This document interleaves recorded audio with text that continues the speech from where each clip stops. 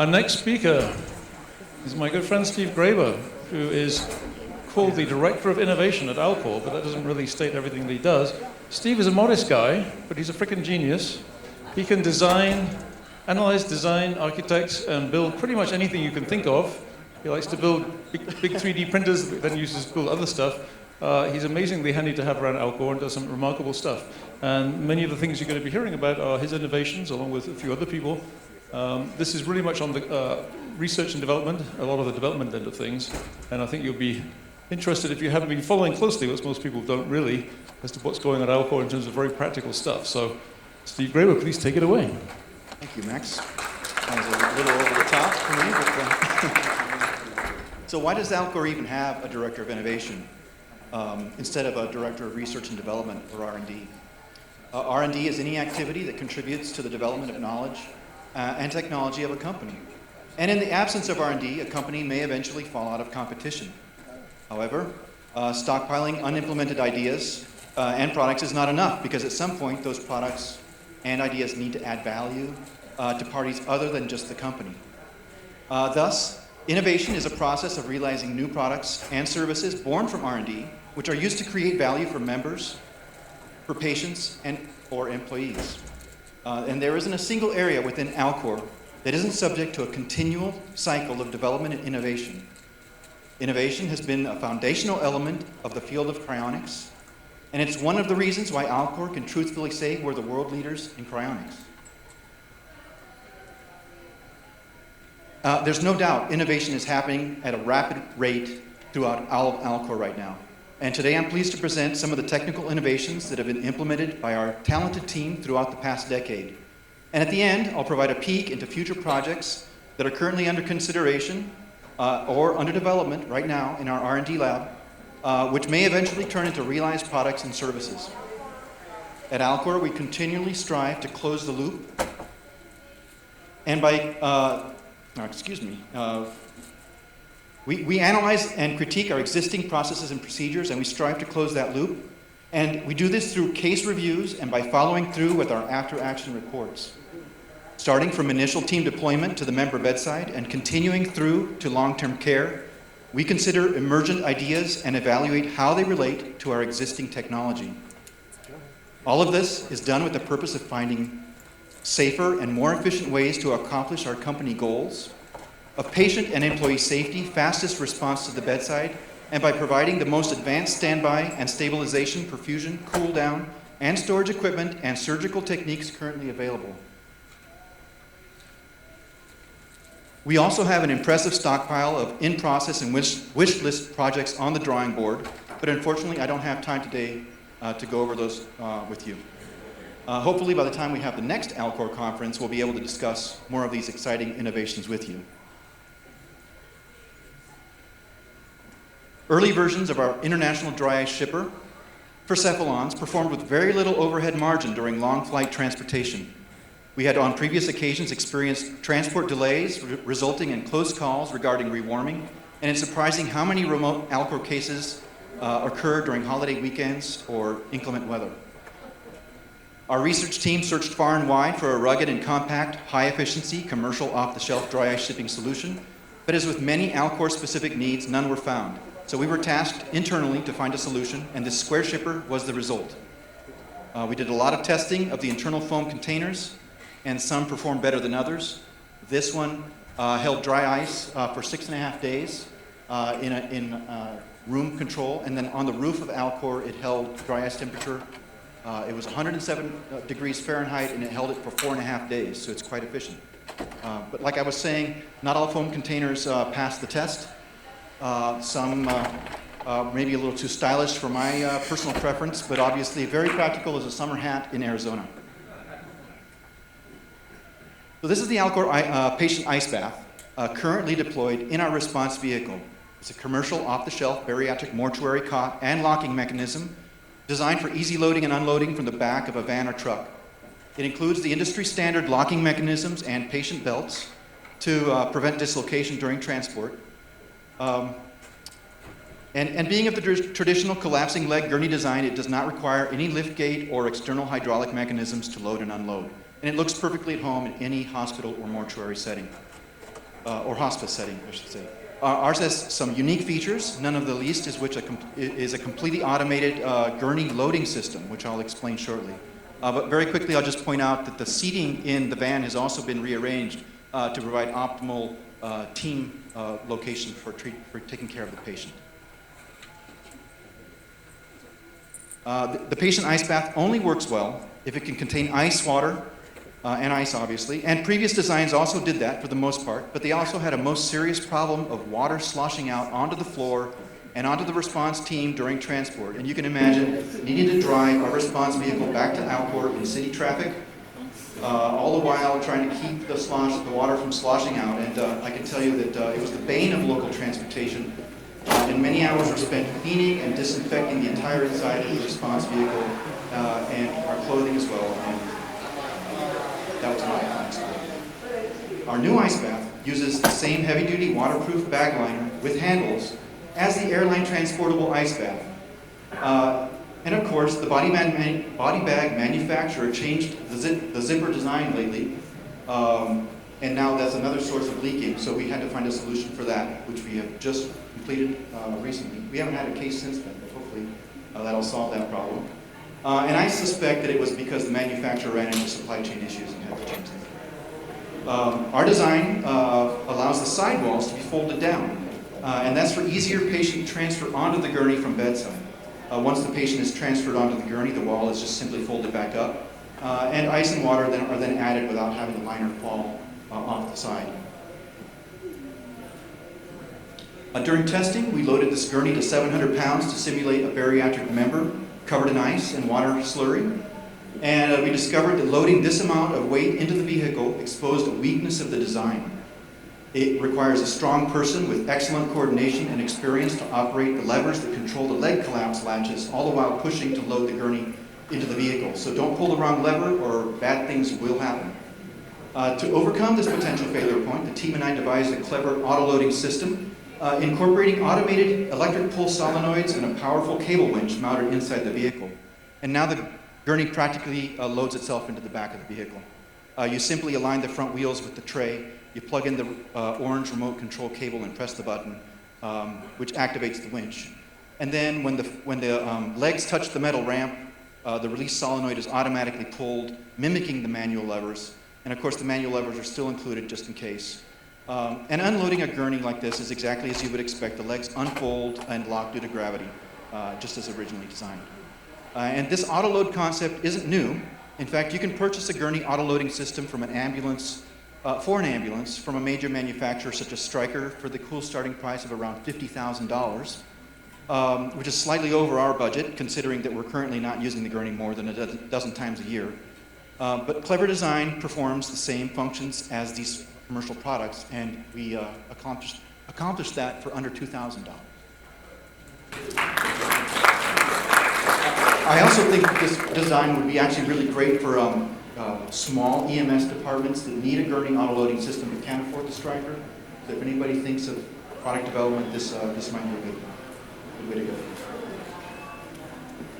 So as far as I know, there isn't a Cryonics superstore yet. So we conceive, design, fabricate, and test almost all of our equipment in-house. At Alcor, we have a wide variety of modern fabrication tools and materials to draw upon, and we spend a lot of time problem solving and modifying commercially available equipment that isn't necessarily designed for use in cryonics.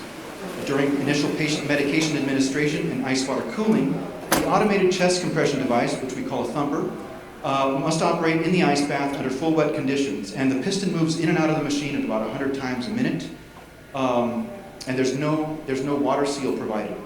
And I can tell you in no uncertain terms that after that water and the internal thumper components are not compatible, and this was an expensive lesson for the team. Our solution was to design and 3D print on one of our custom-built in-house FDM printers a tough, flexible bellows to shield the piston assembly, and this completely solved the problem. Rapid prototyping and digital manufacturing are allowing Alcor to create innovative solutions to cryonics-specific problems more quickly than ever before. The 3D printer doesn't always produce the desired result, and print failures are a part of the joy of 3D printing. But a little lateral thinking in the face of failure can go a long ways towards solving other problems. This use of a printing failure concept is still under development.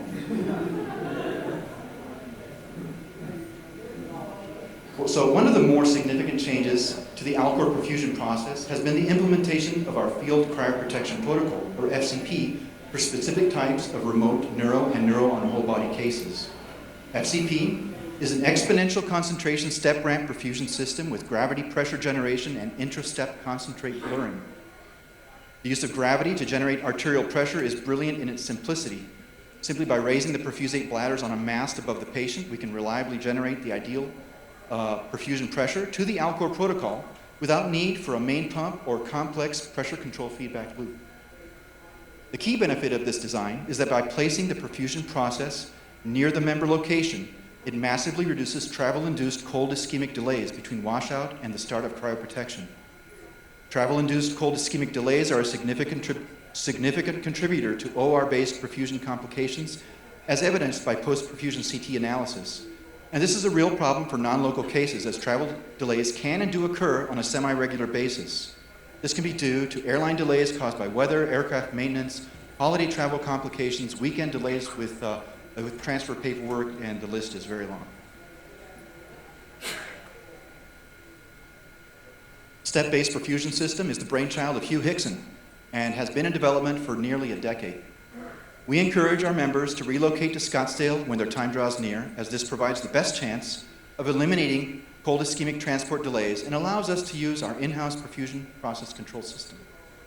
However, FCP step-ramp perfusion generates a close approximation of the ideal perfusion curve generated by our OR PPC, and it also allows our members to remain closer to their home and in the company of their loved ones during their final moments as they transition to becoming Alcor patients. This clearly holds a psychological advantage for our members and for family and loved ones who are enduring the transition.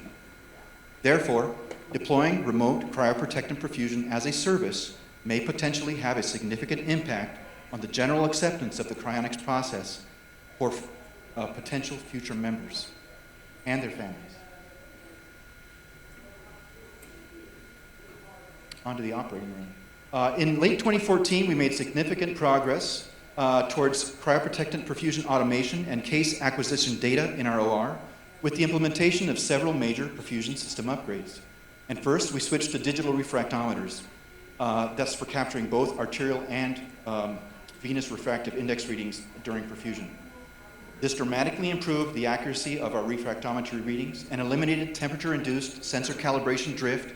It was the bane of previous analog units, and I think yesterday's talk by Greg Fahey mentioned we had some refractometry issues. That was prior to the implementation of these units. Due to the specific flow rate of our perfusion systems, we ended up designing and 3D printing these flow reduction sampling heads, which have allowed us to use these digital process refractometers in our neuroperfusion system. Digital refractometry has worked so well for us that we're now working towards field implementation of a continuous sampling miniaturized digital refractometer as part of a comprehensive portable data acquisition system, which I'll be talking about later in this presentation. Our second major upgrade was the implementation of computer arterial pump control into the perfusion process control system, or PPC. And before this point, the OR perfusionist remained with their eyes glued to an analog arterial pressure gauge and manually operated the main pump speed to maintain arterial perfusion pressure for the entirety of the perfusion. It's just a multi-hour job requiring high levels of concentration. Now, the PPC was a massive project for Alcor that spent many years in development prior to implementation. Notable to the implementation of this increasing automation is that Hal Finney was the first Alcor patient to be cryopreserved with the main pump under computer control. One important and highly visible piece of OR equipment is our whole body perfusion table.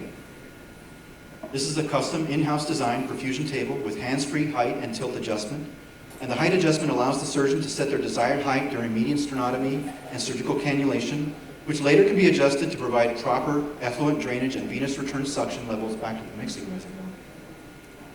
The table is internally insulated and features an aluminum patient former tray with a nitrogen gas injected recirculating cooling plenum.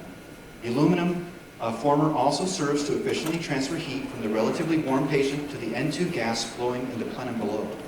The shape of the former is relatively important because once the patient cooling drops to a certain point, it's incredibly difficult, if not impossible, to reposition limbs into the final ideal storage configuration. You don't want somebody stored with their hands sticking out. We received something. Following cryoprotected perfusion in the OR, the patient remains in the former tray, and the entire table is wheeled into the cool-down bay. The patient and the former tray are lifted out and transferred directly into the whole-body cool-down box, and this reduces the number of patient lifting procedures and ensures the patient form is retained during cool-down. One final piece of operating room kit I'd like to highlight is our laser measurement brain retraction detection device, which is quite a mouthful, so we call it the Birdie. The Birdie is secured over the burr hole at the onset of perfusion and continuously records the distance or movement of the brain during perfusion. This version features a mirror to turn the milliwatt laser beam 90 degrees into the burr hole, making it much more compact than previous direct laser designs. The Birdie works quite well and shows some unexpected results as evidenced by this neuroperfusion graph. And I'll just let you absorb that for a second.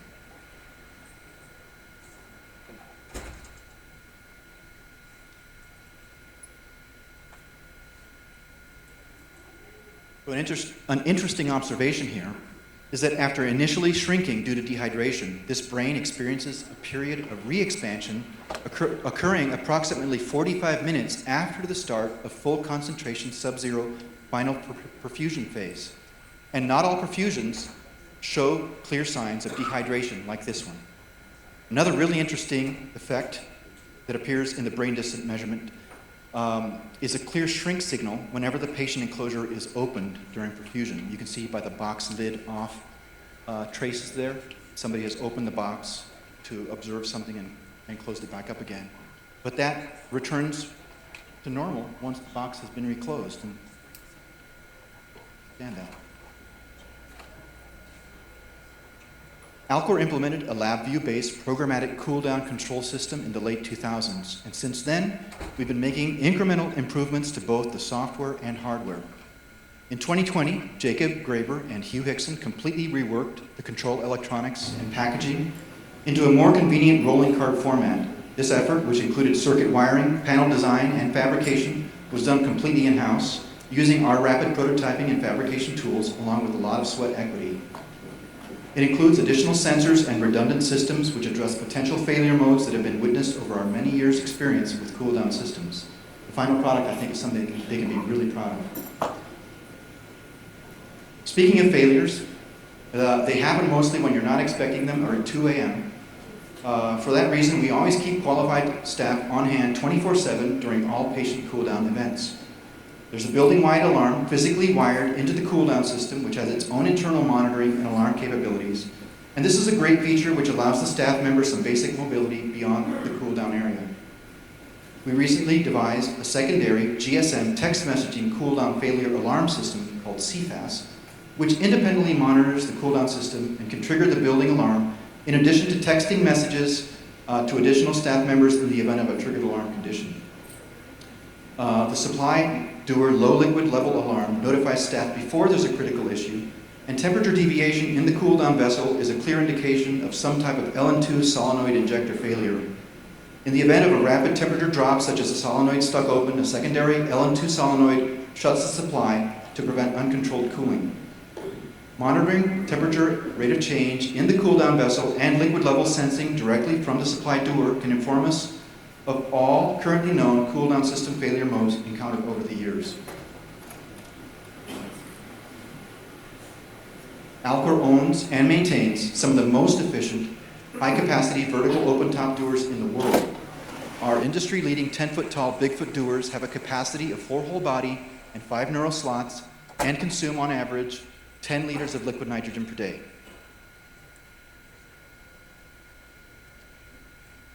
We recently designed and put into service our Super Doer model, or Super D, which has a significantly larger internal capacity of up to 11 whole body patients with a daily boil-off rate of approximately 16 liters of liquid nitrogen. Our first Super Doer is currently maintaining 10 patients, and Super Doer number 2 is already undergoing startup fill and boil-off checks. Superdoer has a major diameter of 60 inches with a 34-inch neck. With casters located underneath the storage volume, this vessel diameter is the same as the outboard feet of the 40-inch Bigfoot design. Super D is approximately 30% more LN2 efficient per patient, while also being more space efficient. And this should enable us to remain in our current patient care bay significantly longer before needing to expand further into the building. Since the Super D is only storing whole body patients, moving forward, we will now use our Bigfoot Doers exclusively for neuro storage. A Bigfoot Doer can store 45 neuros in a neuro-only configuration, 10 liters per day, 45 patients. And if we were to relocate all of our existing neuro patients into Bigfoot Doers, they would all fit into just 3 Bigfoot Doers. The bell shape and reduced neck of the Super D required some new thinking regarding pod insertion and removal. And for that, we designed and built a special pod insertion and handling tool, which is very secure and keeps the staff well out of the neck during use. It's quite a long distance down to the LN2U. Nobody wants to fall into LN2. This tool features an insertion pin with an eccentric cam locking mechanism operated from the handle and is significantly easier to use than previous designs. And you can see here I've highlighted the cam at the bottom and the handle, the rotating handle at the top. Those are connected. It inserts into the pod and locks in place. So let's briefly touch on a field data acquisition project that's nearing deployment.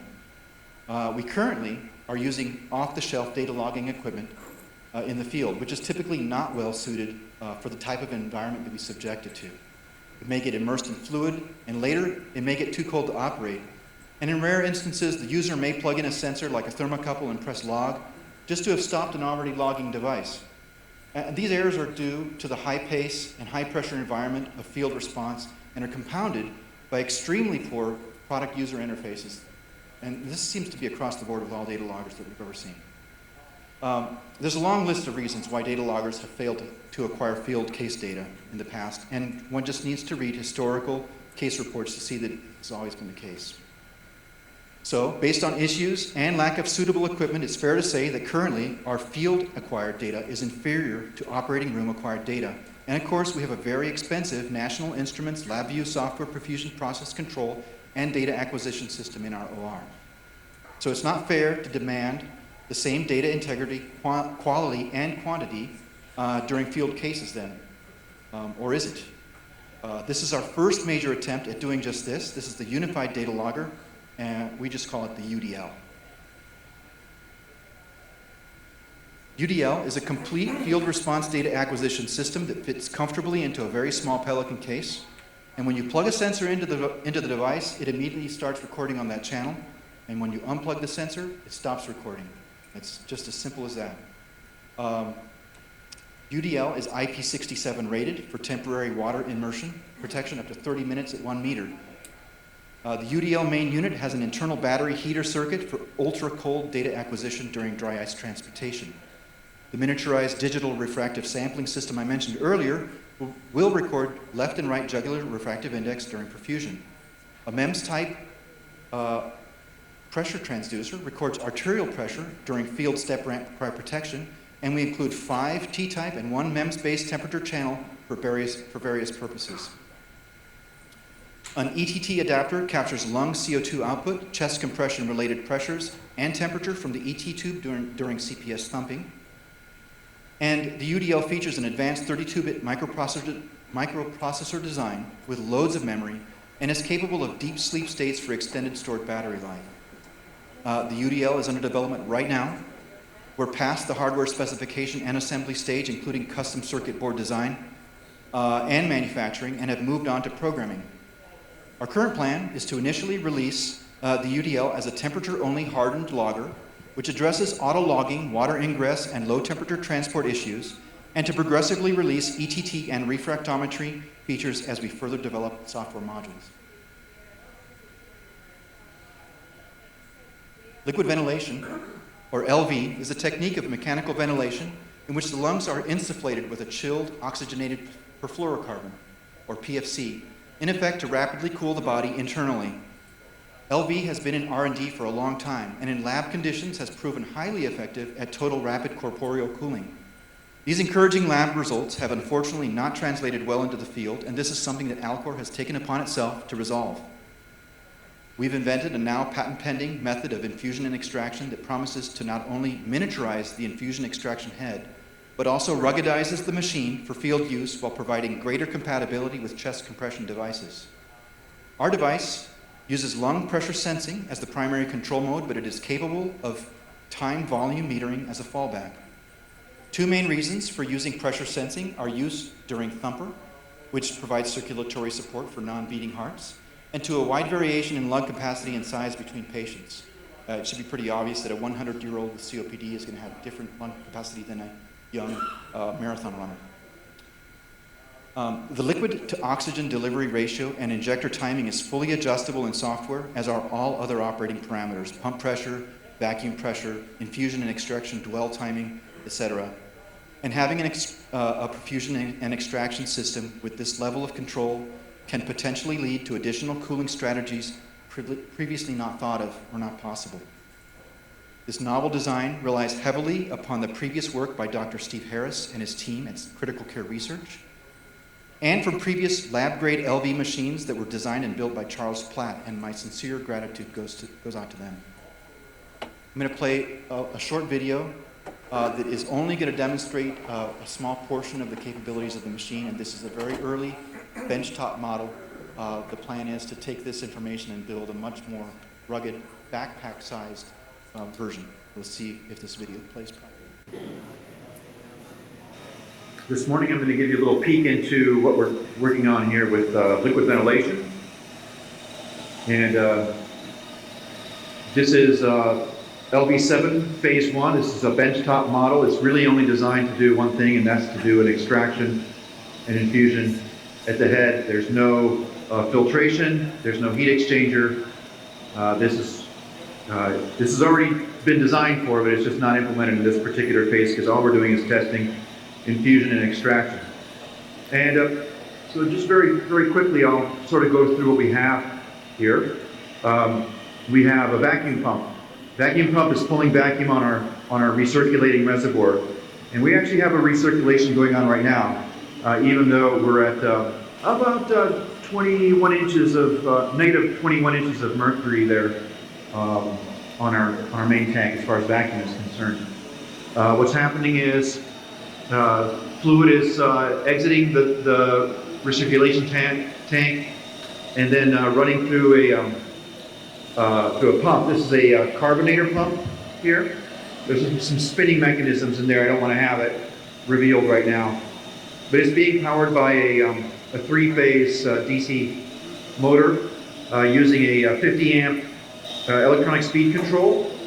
This is capable of being controlled by our computer system here. On the back of our board, you can see we have our computer with our breakout board here, controlling these 4 solid-state relays, and the rest of this is really just power. And then we have an air infusion solenoid here, and a 24-volt, 30 amp power system. And air is being provided by a small air compressor right now, but that will be changing to an onboard air compression system and tank. So what do we have as far as our infusion system goes? So as I said, we've got fluid exiting the tank, the main recirculating reservoir. Normally it would be filtered and then passed through a heat exchanger before passing through our pump. And then what it's doing is it's recirculating back into the tank right here. So it's just an open recirculation system at the moment.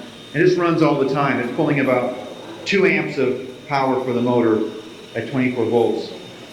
And in this configuration, it's actually quite efficient. So as soon as we engage the injector solenoid here, what we'll do is we'll close this solenoid off. So this one is operating in a normally open configuration, and this one normally closed configuration. And what that allows us to do is just to have this open recirculation. Now, as soon as I open this we'll close this, and what we'll do is we'll have a full pressure out through our ET tube. So this is just a demo of that. I'm going to press the injector button now. There's our, right? Now, when you combine that with the air injector, which I'll just do by itself, you can see there. Now, if you have an infusion,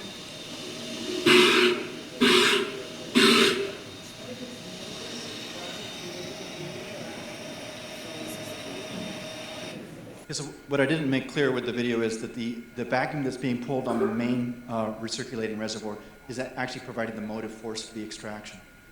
So there's no additional pump required for that other than the vacuum pump itself, which also serves to deaerate the liquid as it's being thrown out. Does it push air and liquid at the same time? Yes, it does, and that's fully adjustable and also capable of being done on a millisecond range, so it's very, very accurate. We can keep, obviously this looks like it's very overpowered, but that's just because I was pushing the button manually.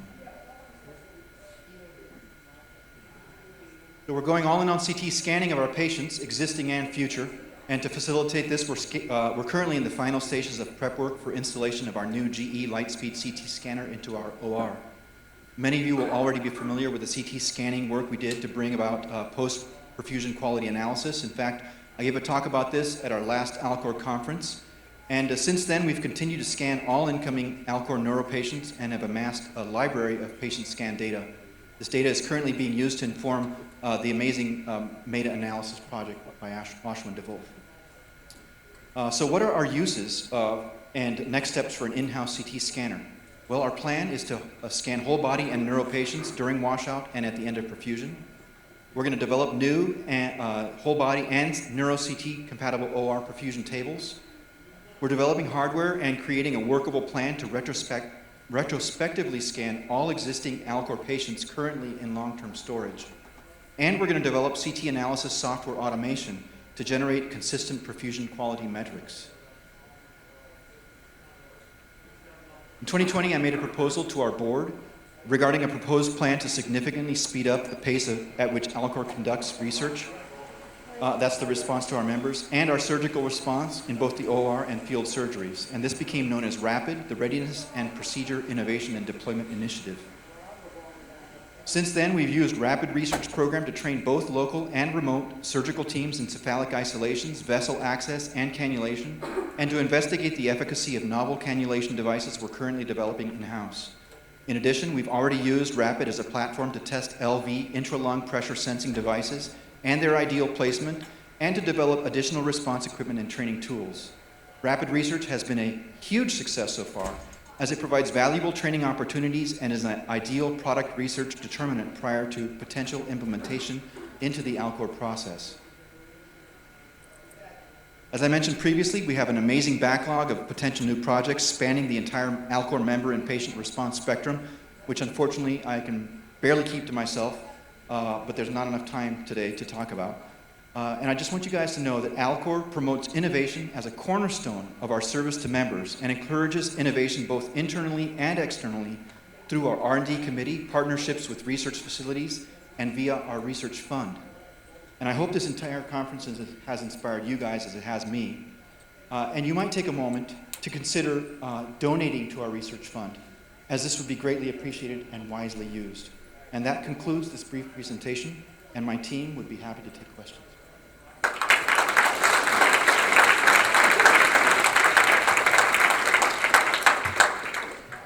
Thank you, Steve. Actually, no time for questions, I'm afraid.